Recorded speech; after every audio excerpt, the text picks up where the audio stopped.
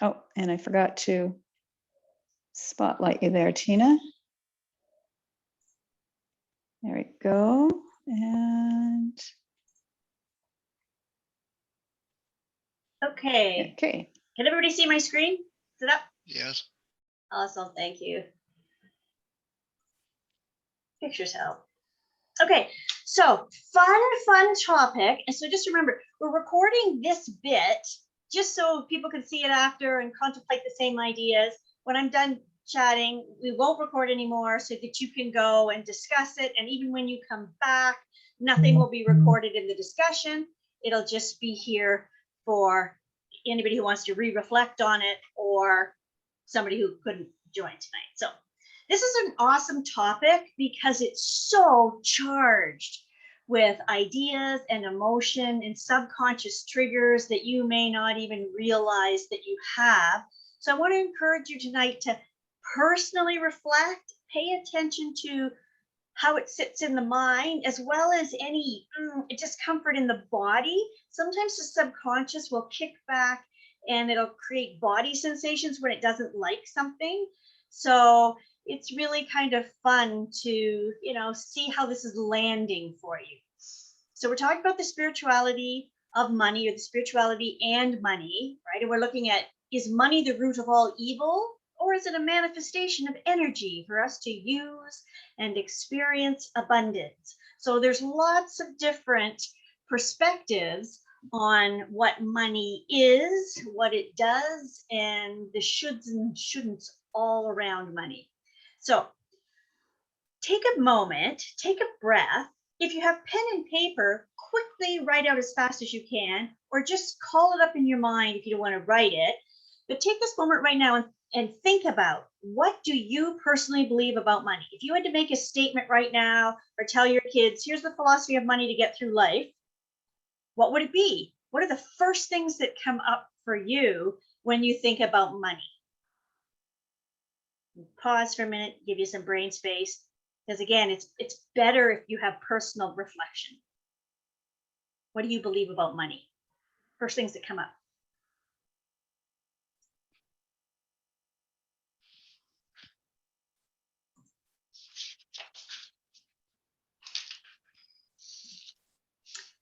Okay, now, I'm sure many of us have heard the negative things about money, right? Because there's like so many of them, right? Again, that one, money is the root of all evil, but maybe you have heard things growing up where you feel this way now, that like asking for money is really gross and uncomfortable, and wanting money is very ugly, right? People who want money, that's just a bad thing.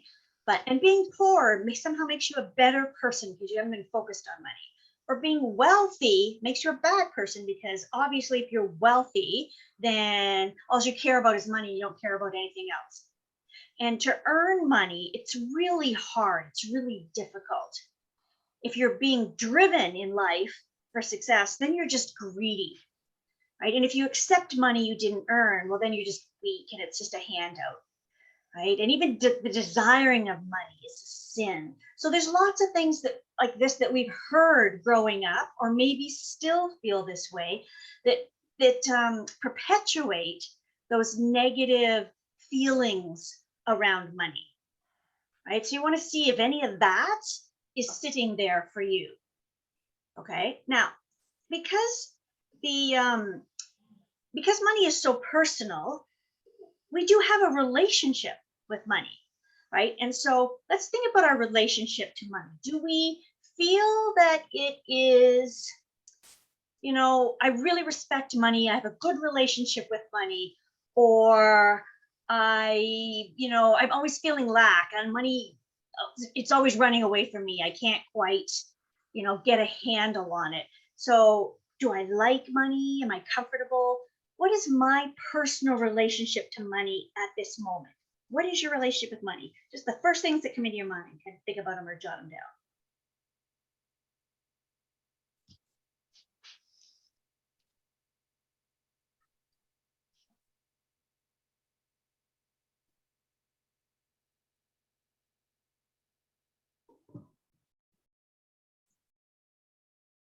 Okay, so Now, a lot of us here are kind of spiritual seekers.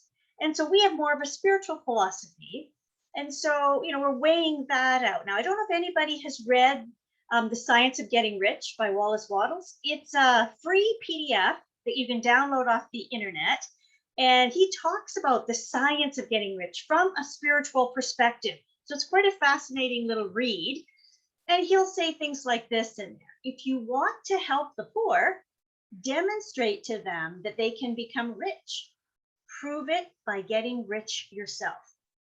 So he's all about getting rich and using it as a scientific sort of metaphysical study.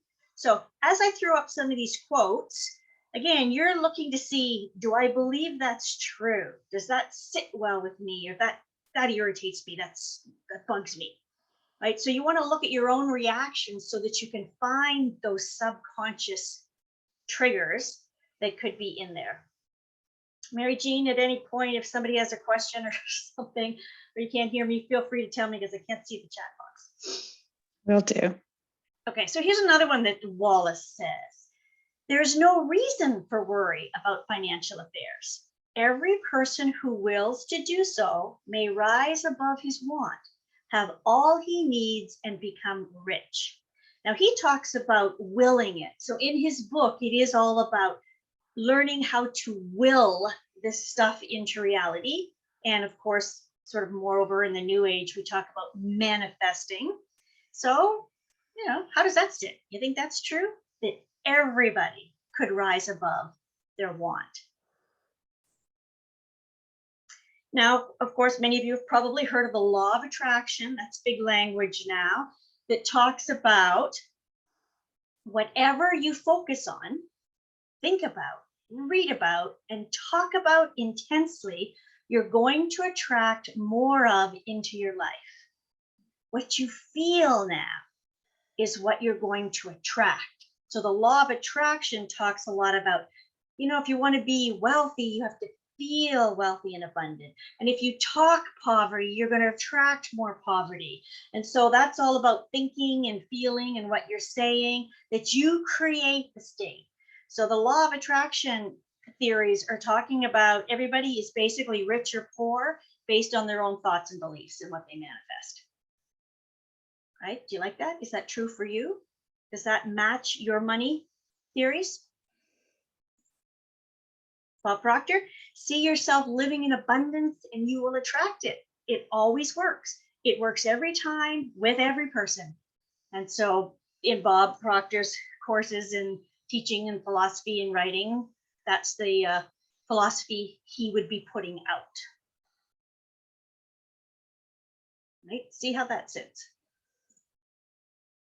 Oscar Wilde, when I was young, I thought that money was the most important thing in life. Now that I am old, I know that it is. That was kind of fun. No one would remember the Good Samaritan if he only had good intentions. He had money as well, or he couldn't have really helped.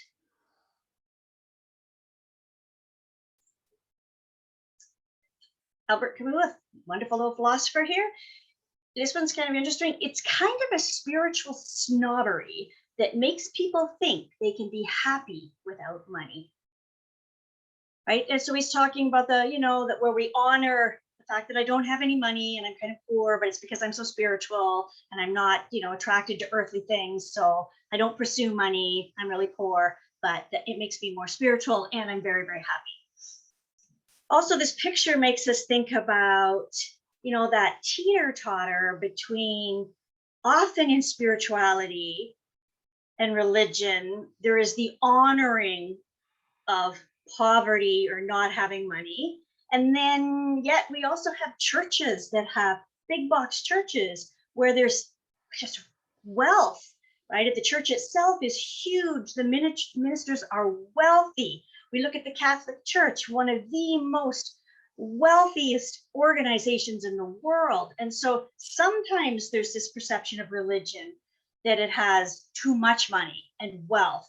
And, the TV evangelists are always just trying to take everybody's money. So there's a teeter-totter there between some churches that are way too wealthy and making it all about money, and other spiritual philosophies that denounce money and honor poverty. So a real mix, right? What do you believe? What is true? Basically, though, comes down to what is true for you. So we have this, again, this concept of spirituality and renouncing money, right? Where the real spiritual gurus in the East had nothing but a robe and a bowl for their rice, and anything more than that was you were just attracted to the earthly game, and it would distract you from any pursuit of truth. And so the real pursuit of truth and spirituality meant that you would denounce the games of the world and any material possessions. Is that true? Are the most spiritual people, the people who get it the most, are on their way to the enlightenment, are the ones that are basically poor and don't want anything to do with material possessions? And thus, are we going to conclude that if we really wanted to evolve spiritually, we have to give up our homes and be poor? Is that what this is saying? And I think we've all heard this one, right? Money can't buy happiness. All right. But, some people love their trips. Like it's, to tour Europe or go to the beach. That takes money. And a lot of times eating healthy and buying organic food, or buying, vitamins and minerals, or having good health if you need medicine, that all takes money. So is your health not in some ways dependent on the amount of money you have? Do we not see that, in poorer areas, they don't have the same level of health because they don't have the same options, because the wealth isn't there? So does wealth and money actually contribute to happiness? Is it possible to be happy and just always be poor and not being able to pay your bills and be stressed out financially?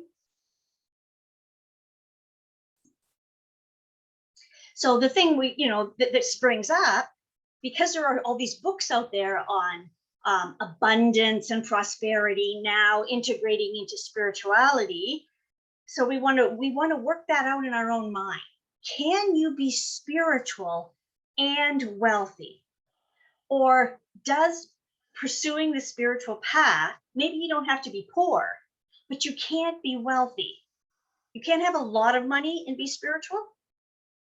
Right. And it reminds me of Osho. I don't know if anybody's read Osho, but Osho has some amazing books. And he was a spiritual sort of a guru in India. And he was sick and tired of all the Indian gurus promoting strict poverty as a way to become spiritual, and sort of to flout it or make everybody question everything. On his ashram, he had wealth. I think he had like 50 Rolls Royces or something extravagant. And he was trying to break this cycle of you have to be dirt poor in order to pursue spirituality. And so he was trying to just radically throw that all up into the air. Right. And so again, I don't know, like what is true? What is true for you in the relationship? Everybody sort of on this call tonight, I'm assuming, has some level of spirituality, because Awakening Spirituality and Seeker Circle is about pursuing your spiritual path. And so we will absolutely have to face head on our theories of wealth and money and our spirituality. You can't avoid it.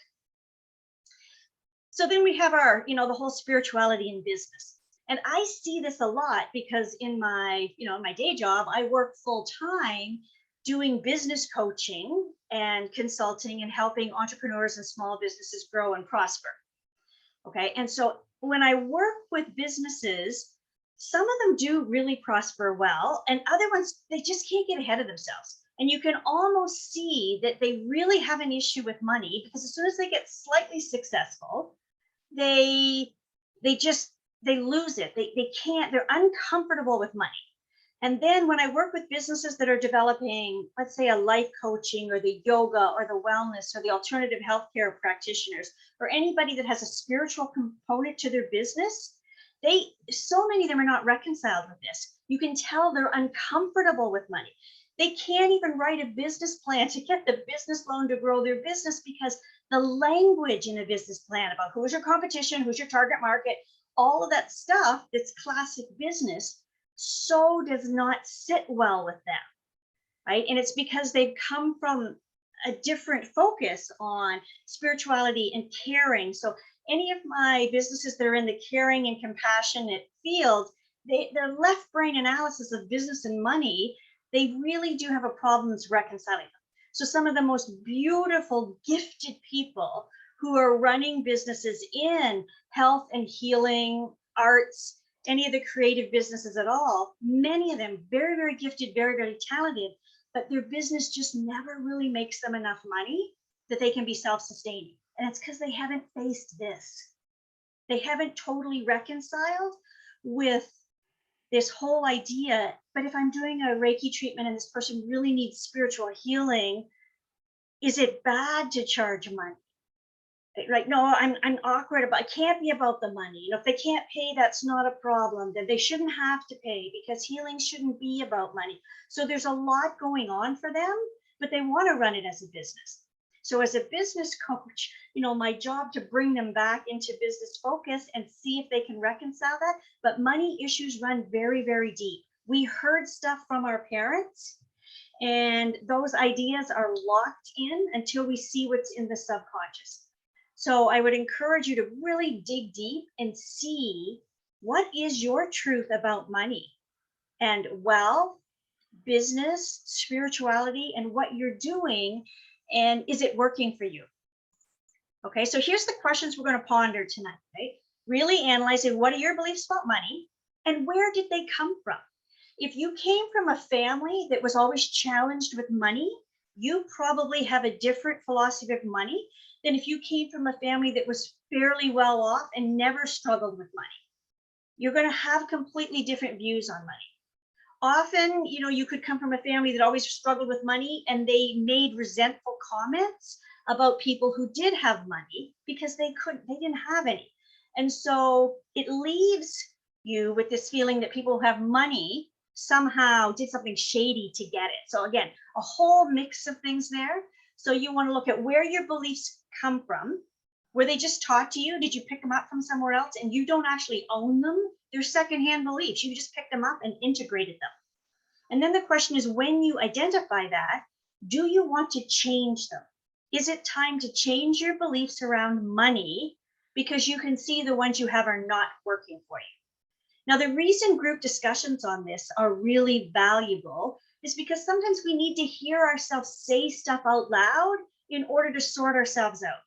Or sometimes if somebody else in the group says it, then it's like, oh yeah, somehow gives your subconscious permission to believe it, right? Or if you hear them say that, you think, yeah, I kind of believe that too, but now I've heard you said that out loud. Oh my God, I do not want to believe that anymore, right? So when you get into your groups, feel free to share and work yourself out. Like, what are you thinking about money? And again, there's absolutely no right or wrong. It's not like you can debate the right or wrong. This is coming from your thoughts and beliefs, right? And for those of you who are on the session on beliefs, when Chris Callender was doing this, she has this beautiful phrase that says, beliefs don't matter, but what you believe matters. Because what you believe runs your core programming and will manifest in your life. So you do want to look at this. This is really fun, great stuff, right? What are your beliefs? Where did they come from? Is it time to change them? Or do you like them, right? So let's kind of play around, sort ourselves out. And Mary Jean is going to stop the video. And then she's going to throw us all into random groups. So you can be talking to people you don't even know. And it's a great opportunity to kind of sort yourself out and say what you think, because they don't know you. They may never see you again. Or there might be people you know. I don't know. Random group.